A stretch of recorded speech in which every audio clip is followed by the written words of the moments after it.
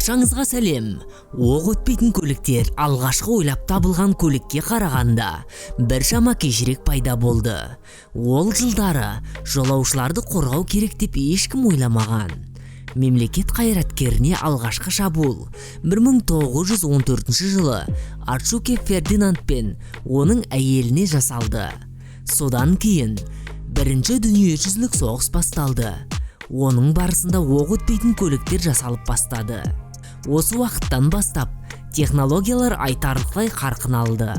Бұл автомобильдерді жоғары деңгейде жабдықтауға мүмкіндік берді. Біз бүгін ең керемет 7 оқ өтпейтін автокөліктермен таныстырамыз. Cadillac Escalade ең танымал модельдердің бірі. Олардың негізінде бронды машиналар жасалды. Соңғы жобалардың бірін ақш-тың бұрынғы қауіпсіздік қызметкерлері құрған At Armor компаниясы дайындаған. Конструкциясында қалыңдығы 5 сантиметрден асатын оқ өткізбейтін әйнекті қолданды. Ол үлкен калибрлі мылтықтар мен мықты тапаншалардың отына төтеп бере алады. Шанағы арнайы көміртекті талшықты панельдермен қорғалған. Олар 10 есе күшті, бірақ сонымен бірге стандартты баллистикалық болаттан 60% жеңіл. Жол талғамайтын көлік $350,000 бағаланды.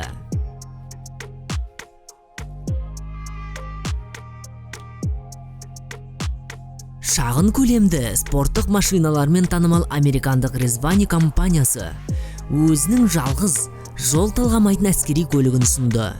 Көліктің жабдықтары шынымен соғысқа арналған. Оқ өтпейтін әйнек пен брондалған капсулалардан басқа өртке қарсы шымылдықпен жабдықталған және жол талғамайтын тісті дөңгелектері мен арнайы белдіктері тіпті минаны басып кеткен кездің өзінде өз жүрісін жалғастыруға мүмкіндік береді. Сонымен қатар шабуыл болған жағдайда автомобиль жолдан жасырыну үшін түтін пердесін шығаруы мүмкіндігіне ие. Салонда газ маскалары мен алғашқы медициналық көмекке арналған медициналық жинақ бар.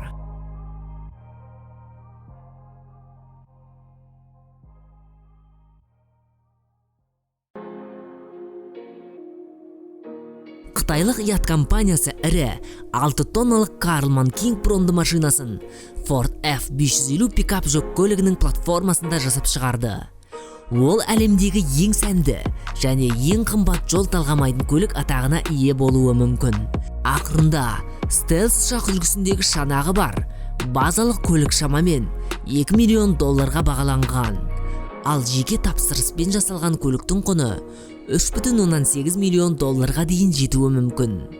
Ол кезде сіз интерьер дизайнында былғары, алькантара, табиғи ағаш пен алтынды қолдана аласыз.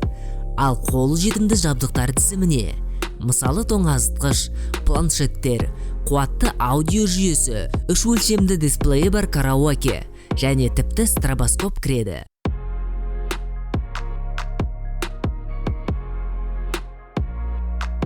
Rolls-Royce өзінің алғашқы жол талғамайтын көліктерін шығарған кезде Klassen неміс компаниясы Gulinan моделін $2 миллион тұратын 6 метрлік брондалған автомобильге айналдыру жобасын дайындады.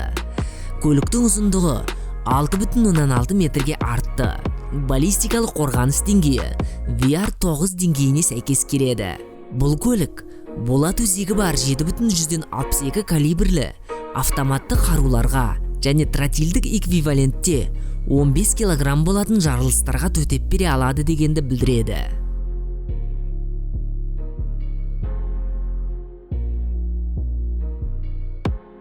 Брондалған автокөліктерді тек үлкен седандар мен жол талғамайтын көліктер негізінде ғана жасамайды.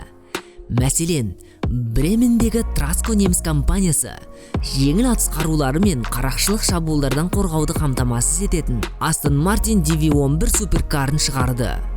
Конструкциясында есіктерін брондалған болатқа қосымша композициялық материалдар және оққа төзімді шыны қолданылды.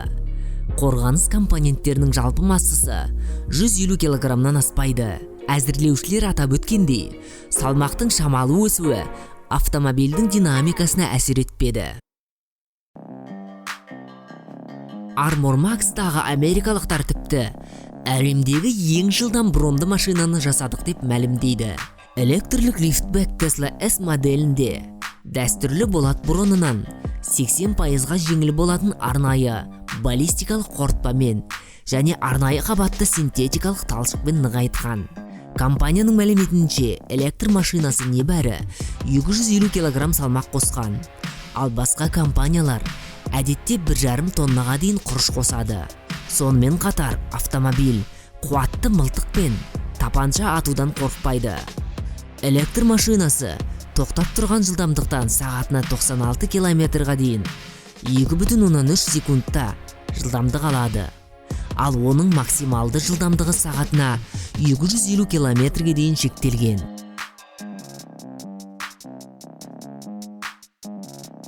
Бұл автомобильдің салмағы 4,5 тонна және жолаушыларды оқтан және жарылыстан сақтай алады. Оның құны $400,000 асады. Ол VR10 санатындағы оқ өтпейтін материалдан жасалған. Қазіргі уақытта нарықта мұндай қорғаныс деңгейі бар автокөліктер жоқ. Ол икемді брон арқасында жарылыс толқындары мен соққыларға қарсы тұра алады. Көліктің төменгі бөлігі арамидті талшықпен, сонымен қатар керамика мен болат қоспасымен қорғалған. Қауіпсіздіктің қосымша мүмкіндіктері ретінде арнайы дизайндағы шиналар жиынтығы төтенше жағдай кезінде пайдалану қасиеттерін сақтайды.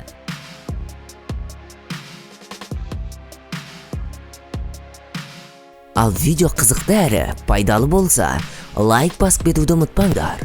Ал жаңа видеоларымызды жіберіп алмас үшін арнаға жазылып, қоңыраушаны басып қойыңдар.